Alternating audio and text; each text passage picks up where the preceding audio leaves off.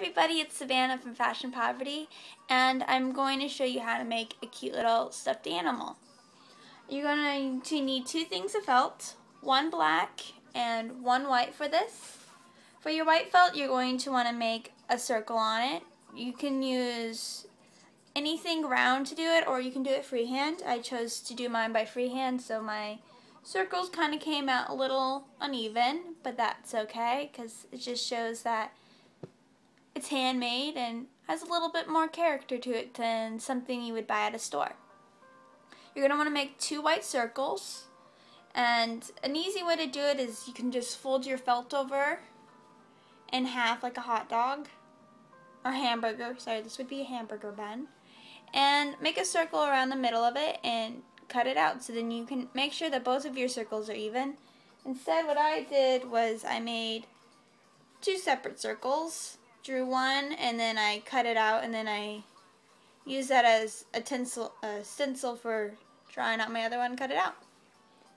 You're going to want to put them together as even as you can get it, and using a white thread, any kind of thread. This is a quilting thread, which is why I'm sewing by hand and not using a sewing machine, because you can't put quilt thread through a sewing machine bobbin. It would really ruin your sewing machine. So I'm doing it by hand, and hand is a little bit more fun.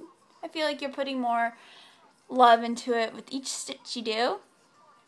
You're going to want to make your stitches as close as possible, as I have right here.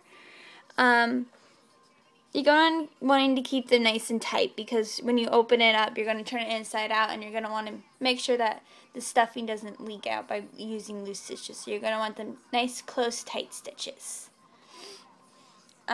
You can use any size needle that you want, whichever needle you're comfortable with. I just go to the craft store and buy a package of needles and just use any needle. Pull one out. Sometimes I use the ones with the bigger eyes, just because it's sometimes really hard to thread a needle. Anybody with kind of bad eyes knows that it can be difficult to do so. So you're just going to want to go around and stitch it through. I'm just going to finish this little bit that I have right here.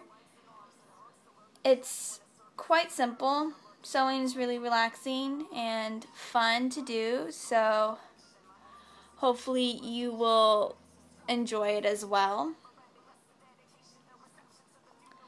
You're going to want to make sure that you leave enough space, a little hole like this, to be able to turn it inside out. Sometimes you can leave it a bit smaller than other ones, or even bigger. I like to leave it about 1.5 inches or so, just to give myself a little bit of extra room and a little bit more wiggle room for stuffing things into it. Go around and cut off your extra little strings that are from where you tied your knots. Take your little panda bear and squish his face through the hole that you just made. With it being about the 1.5 inches, you make it a little bit easier for you to get more of your hand through to turn it inside out, so you can push it through and make it about as round as you can get it. So we got ourselves a little head right now. For your head, you're going to now want to take your black felt, and you're going to want to make your little eyes and nose and your little cute panda ears.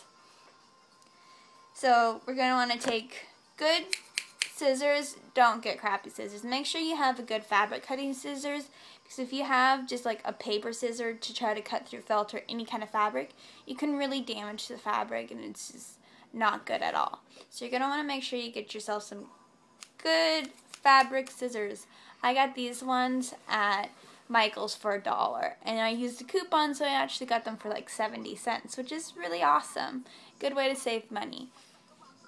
All craft stores offer coupons. You can, if you have a smartphone, you can easily get an app to the store. Usually they are free, so then you can get the free apps And then you can have free coupons that are available for smartphones. Or you can always go online and find yourself a coupon for the craft store in your area, print it out and bring it with you to the craft store to help save some money so you're not spending a ton of money on crafts, and you can make it a lot more enjoyable so you know that you're having a lot of fun and not spending tons of money on it.